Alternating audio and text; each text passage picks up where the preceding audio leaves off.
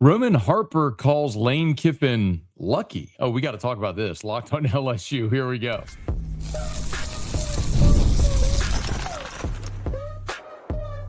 You are Locked On LSU, your daily podcast on the LSU Tigers. Part of the Locked On Podcast Network, your team every day. Okay, let's get it. It is Locked On LSU, your team every day. I'm your host, Matt McMahon. Thanks so much for making us your first listen. We're free, available wherever you get great podcasts, of course, on YouTube as well. So please subscribe. And as always, one of the fastest ways to help us grow is by leaving your comments below. So thank you sincerely for that. Thank you for helping make the Locked On Podcast Network the #1 sports podcast network. And thank you for watching on the Gulf Coast Sports and Entertainment Network. Today's episode is brought to you by FanDuel. The winter games are on, and there's no better way to follow them than with a bet on FanDuel. FanDuel, play your game. So back home, after wrapping up my coverage from Super Bowl Media Row, Radio Row, and on Friday, the last day of Radio Row, I had a chance to visit with Roman Harper. Now, Roman's great. Roman, of course, played at Alabama, was a second-round pick of the New Orleans Saints in Sean Payton's first draft. He was a starter on the Super Bowl 44 championship team, and he was there on Radio Row making the rounds. And so it was great to catch up with Roman. And we talked a lot about Ambush, the Saints' surprise onside kick in Super Bowl 44 to start the second half. Told us a great anecdote about how the play was actually designed to go to him. Anyway, awesome story. Great visit with Roman, as always. You may know, of course, Roman played at Alabama, and so he had on an Alabama quarter zip. And so I took a friendly jab at him, just effectively intimating, very big of you to wear the Alabama quarter zip to keep repping your alma mater after back-to-back 4-loss seasons, taking a little jab. And he proceeded to talk a little bit about Alabama and how they need to get tougher and need to be better in the line of scrimmage and better at running the ball and need mean dudes and all the things I've said now since Kalen DeBose showed up. And then he flipped the conversation to LSU. He turned it on me to say, what about your guy? How long is he going to be there? Because we were talking about how long Kalen DeBoer might end up at Alabama. And this started an interaction between Roman and me that lasted a little more than 2 minutes. And I want to play it for you in its entirety. What I don't want to do is do a disservice to Roman or to you all listening or watching by playing little clips so you don't get the full context. So what you're going to hear first is when Roman asks me, what about your guy? How long's Lane going to stay? And then what this did as this conversation played on, I think, it sort of delves into the psychology of how a lot of people think about Lane Kiffin. So I'm going to play this for you in its entirety. It's about 2 minutes. I want to play for you in its entirety. And then I'll come back and talk about it. Here you go. LSU. How long is he going to be there? 5 years. 5 years. Is that fair, you think? 4? Yeah, okay. You're already coming down. So 5? Does that sound about right? I mean, I look at a coach's track record. I mean, look at what Lane does. Listen, if Lane stays at LSU for 4 or 5 years and wins a championship and then goes to the NFL or something, thank you. Awesome. Great. I think there's zero chance he goes to the NFL, but I could see him be there 5 years. And when he leaves, it's going to go up in smoke because that's just what he does. Like, he can't help it. But if you guys do get a championship, I guess it's worth it. Isn't it? You would think so. Like, that's the point. Yeah, you would think so. I just don't know if he's going to win one. It's just so hard. And it is hard. It's because he leaves Ole Miss, and Ole Miss kind of got better. Ooh.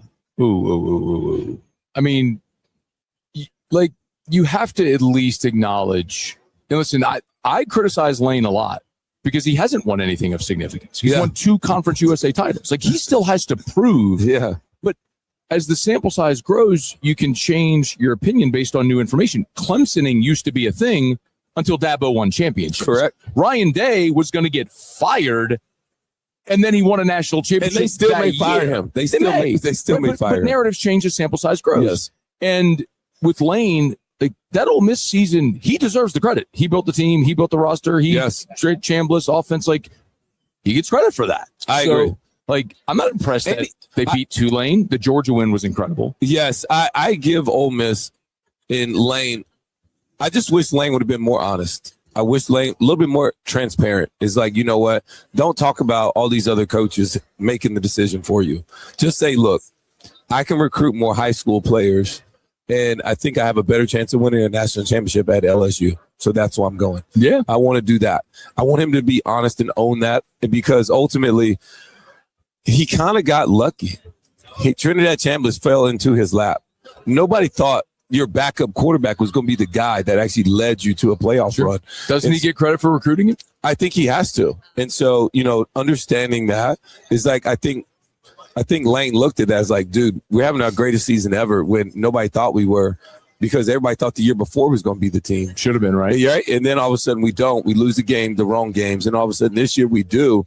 And it's really with a backup Division II championship quarterback that nobody said was going to be our guy, and he's our guy. So we kind of got lucky. So let me strike while the iron's hot. I don't blame him for that. I just wish he'd have been more transparent. He could have handled it better. I think Ole Miss could have handled it better as well. And so, okay, that's the full interaction between me and Roman. A few things that I want to dive into. Number one, I do believe anyone who thinks Lane Kiffin's going to leave within 4 or 5 years is totally justified in holding that belief. Look at his track record. Lane Kiffin was with the Oakland Raiders for 2 years. He was with Tennessee for 1 year, went to Southern Cal. He was there for 4 years, went to FAU for 3 years, and then spent 6 years at Ole Miss. That was his longest tenure anywhere, was 6 years at Ole Miss, and then left. He has said repeatedly he likes a new challenge. That's clearly something that drives him and motivates him, is the opportunity to do and experience new things and not get comfortable or complacent. Okay, that may change. Listen, the same was also true with Nick Saban. Like, we had these same conversations with Nick. And by the way, Nick showed up at LSU around the same time, age-wise, that he was in his late 40s. Lane is 50. Look at Nick Saban's track record as a head coach in his career, or even anywhere that he's been in his career. It shows you what Nick is. Nick spent 1 year at Toledo. Then he was at Michigan State for 5 years. Then he was at LSU for 5 years, spent 1 year or 2 years with the Miami Dolphins, and then went to Alabama, and he was there for a decade and a half. He finally found the spot that he was landing and staying and was going to settle and build. And look, there were times where there was talk about him leaving. There was talk about him going to Texas. There was talk about him coming back to LSU. None of that ever materialized. There was always conversations about might he go back to the NFL, but he stayed at Alabama. And so I think conversations are always going to linger around Lane Kiffin possibly leaving LSU, because it is who he is. Like, that is a fair, like, based on, listen, this relationship is just beginning. I'm not sitting here suggesting that you as an LSU fan should fear the end. I'm saying quite the opposite. I'm saying you don't get in the relationship fearing the messy breakup. You get in the relationship for all the wonderful things that can happen in hopes that it works out.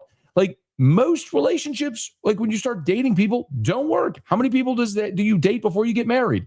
Like, lots, generally. So, the high school sweetheart thing is kind of uncommon, where you date one person and marry them. I'm not saying it doesn't happen. It's just uncommon. And if you do that, fantastic. But my point is, you don't say, Lane Kiffin, great offensive mind, just spent 6 years at Ole Miss. Over the last 5 seasons, won 50 games. The only schools over the last 5 years to win 50 games in the SEC were Alabama and Georgia, other than Ole Miss.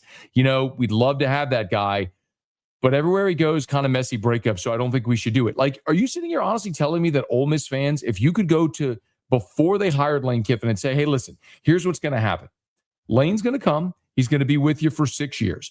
Over the course of those 6 seasons, he's going to completely transform your program. You're going to win an Outback Bowl. You're going to go to a Sugar Bowl. You're going to win a Peach Bowl, a Gator Bowl. You're going to go to the college football playoff. He's going to win 55 games. You're going to go 32-17 in the SEC. But he's going to leave for LSU at the end, and it's going to be ugly. Like, you're telling me you wouldn't take that 6-year stretch from the beginning? Of course you would. Anybody would. You'd be dumb not to do that. So I have no problem with the conversations about how it may end, because of what you hope to achieve together while he's here. And however it ends, whenever it ends, it ends. And maybe it's a decade and a half and he wins a bunch of championships, and it's awesome, like Saban at Alabama. And maybe it doesn't work, and in 5 years he's gone. I don't know. But what I'm saying is, you don't make the decision whether or not to hire out of fear of how it may end. So that's one part of the conversation. Now, Roman Harper also said there was virtually zero chance that Lane Kiffin goes back to the NFL. I do want to talk about that, and also his talk about Ole Miss getting better without Lane Kiffin. I want to dive into this. Let me stay on time, though. It's Locked on LSU, your team every day.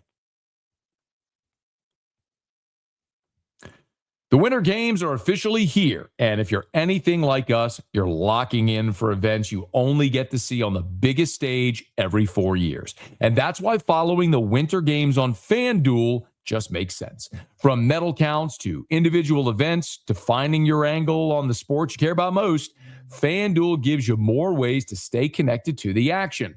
The drama of curling matches that start slow and somehow get intense fast, speed skating races decided by inches, hockey games that feel different right from the opening face-off. FanDuel keeps the entire Olympic experience engaging from start to finish. The Winter Games are on, and there's no better way to follow them than with FanDuel. FanDuel, play your game. We're also brought to you by Our Lady of the Lake, championship health partner of LSU athletics. Trust isn't given, it's earned. And just like LSU athletes earn every point on the court, FMOL Health, Our Lady of the Lake, earns trust every day. As LSU's championship health partner, they take care of the Tigers on the court and across Louisiana. Players like DJ Thomas, Flau'jae Johnson, Jada Richard, Michaela Williams, they trust the Lake to keep them healthy, strong, and in the game. And it's not just for athletes. From sports medicine to pediatrics, heart care to recovery, Our Lady of the Lake brings that same championship-level care to every family they serve. Trust the team that cares for the team you love. Our Lady of the Lake and LSU, together we roar. Learn more at ololrmc.com/LSU. So Roman Harper did say he thinks there's 0% chance Lane Kiffin goes to the NFL. I will tell you, Roman clearly has not had any conversation with anybody about that at all. Because, listen, this isn't a back pat. It's just true. Throughout the whole Lane Kiffin courtship and hiring him, I was right. I nailed that story every bit of the way. It's quite honestly why a lot of you found this show. Okay?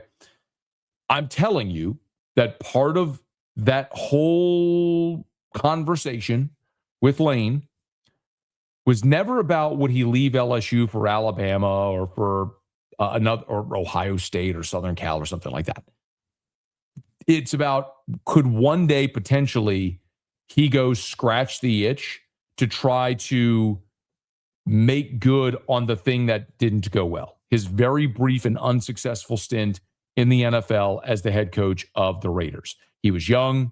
He spent a couple of seasons there in Oakland. They went 4-12 in his first year. He was 1-3 in his second year, and he got fired. So he didn't even finish 2 seasons. 5-15, only coached 20 games.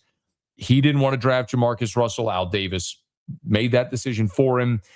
I think Lane could potentially have eyes on going back to the NFL at some point. Could. I'm not saying that's happening. I'm saying that's not out of the realm of possibility. Now, in that conversation with Roman, we got in the back and forth about, look, if he leaves and it ends badly, but he wins a championship, would you take it? And he says, he thinks it'll go up in smoke, and maybe it will, because that's it ended badly with Al Davis in Oakland. He was at Tennessee for 1 year and then left him. He got fired on the tarmac at Southern Cal. Nick Saban ushered him out before the national championship game because he wasn't focused. He went to FAU. Now, that didn't end badly. He just took a better job and went to Ole Miss. And now we know how it ended at Ole Miss. But what I have a problem with is Roman saying Ole Miss got better without Lane Kiffin.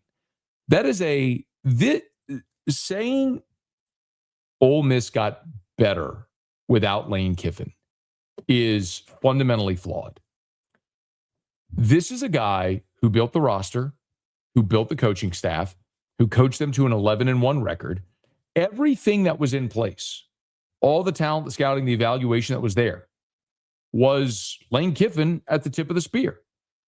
And Roman said that Ole Miss got lucky because of Trinidad Chambliss, because they didn't expect him to be the guy.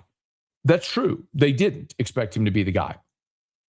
But who gets credit for scouting identifying Trinidad Chambliss, offering him a scholarship, and bringing him to Oxford?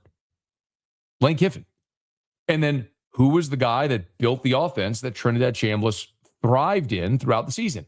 Lane Kiffin. And you could say Charlie Weiss is calling plays, and Charlie Weiss did a fantastic job calling plays. But we've been over this many times. If you're an everydayer, we've talked about the numbers of Lane Kiffin's offenses since he showed up at Ole Miss, even back at FAU.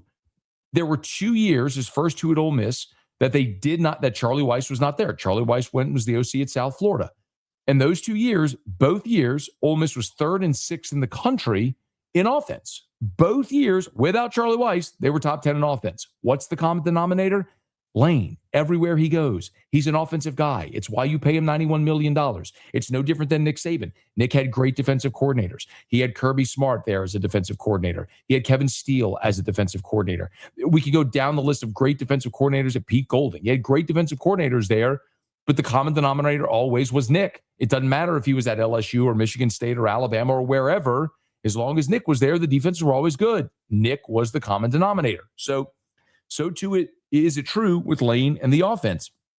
But I think the other part that you heard me mention in that conversation with Roman is the other thing that I want to underscore. Because there's a clip going around on the internet of me before the LSU Ole Miss game this year. And Ole Miss fans love to play this clip. And I don't back off of anything I said in the clip. I picked LSU to beat Ole Miss because I thought LSU had the better head coach. Because at the time, we could look and say, look, Brian Kelly's 2-1 against Lane Kiffin in the SEC. The only win Kiffin has is when LSU scored 49 in the game in Oxford with Jaden and lost 55-49. And the game in 2024 was a game Ole Miss had no business losing, but they lost because of their head coach. And the 3 games they lost in 2024 were because of their head coach. This is nothing I'm running from. Ole Miss had the most talented team in the history of their program in 2024. They lost 3 games because of Lane Kiffin. They lost to Kentucky, they lost to LSU, and they lost to Florida. All 3 were Lane Kiffin's fault. Period. There's no escaping that. However, you can, paragraph, you can improve.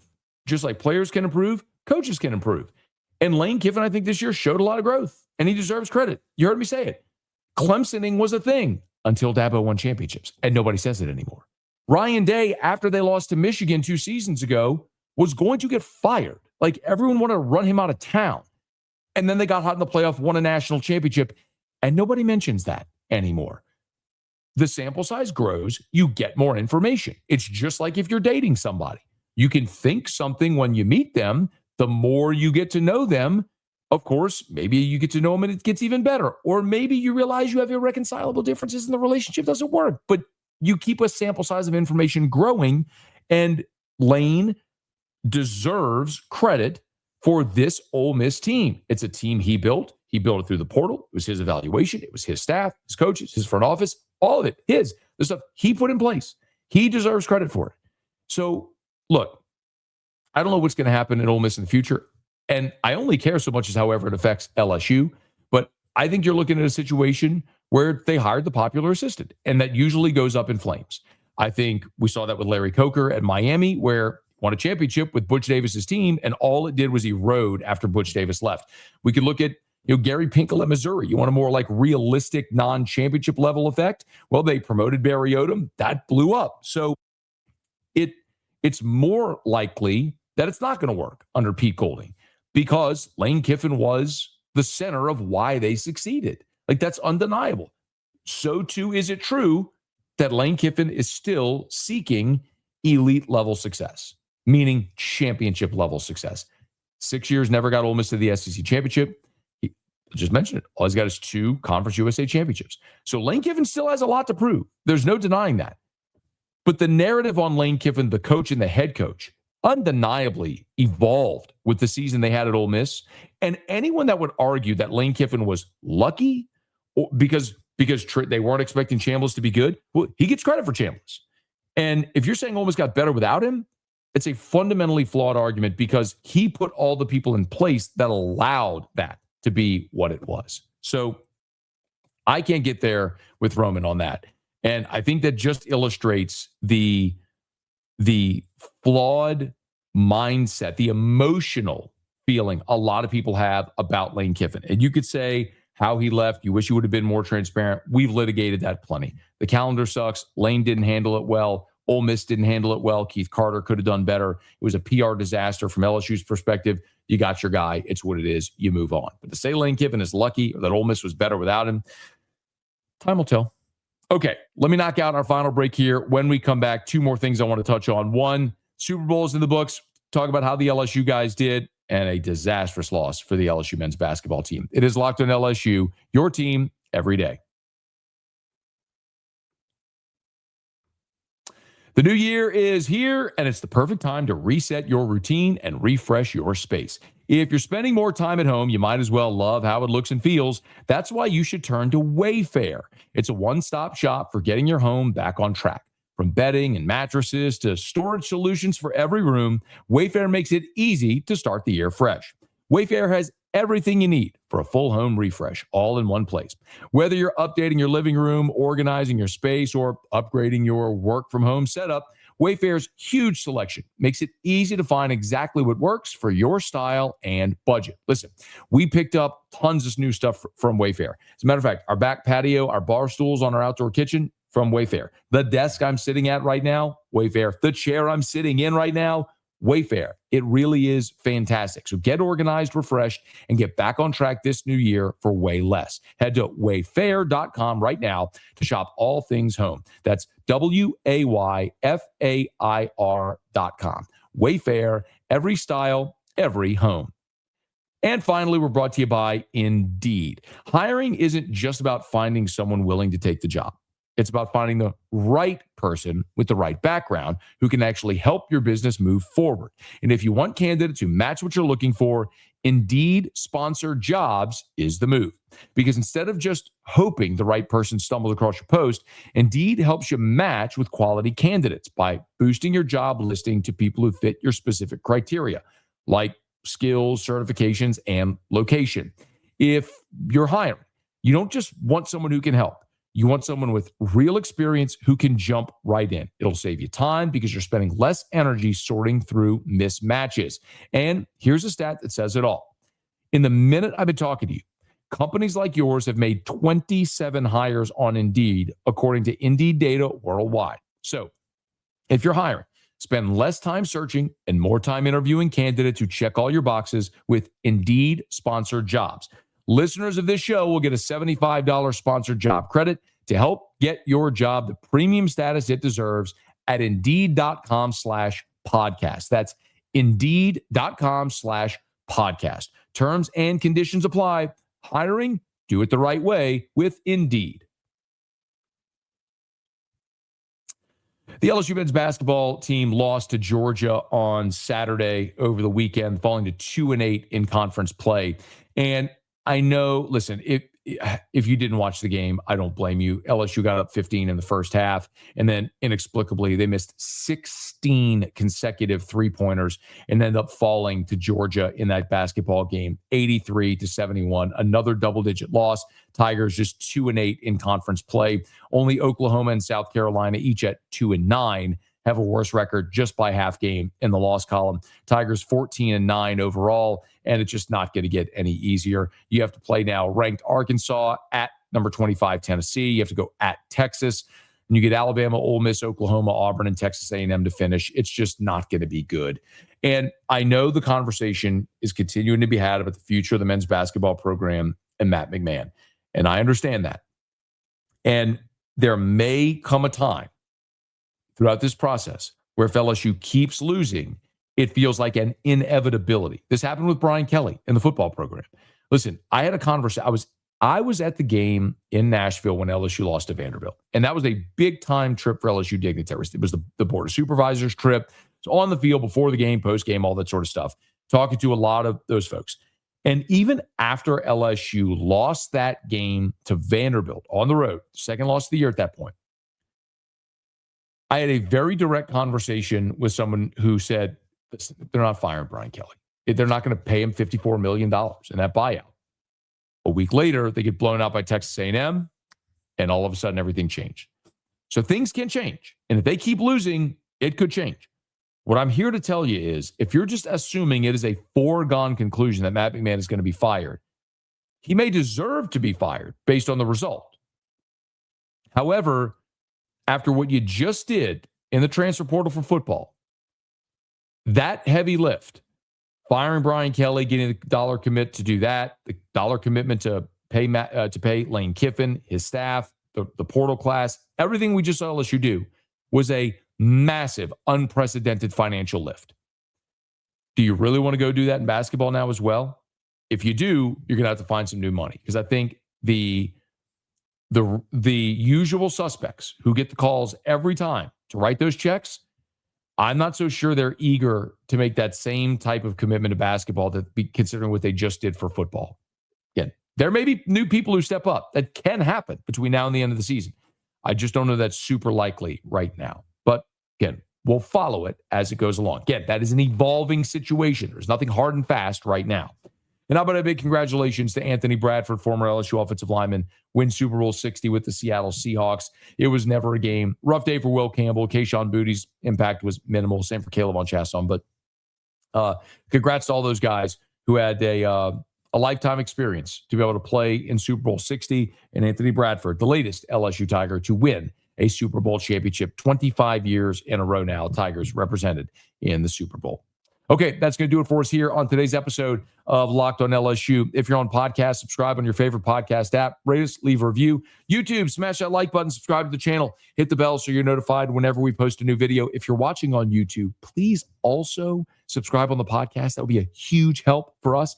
And as always, please let a friend know that if they love the Tigers, we got you here every single day for Locked on LSU. It is your team every day.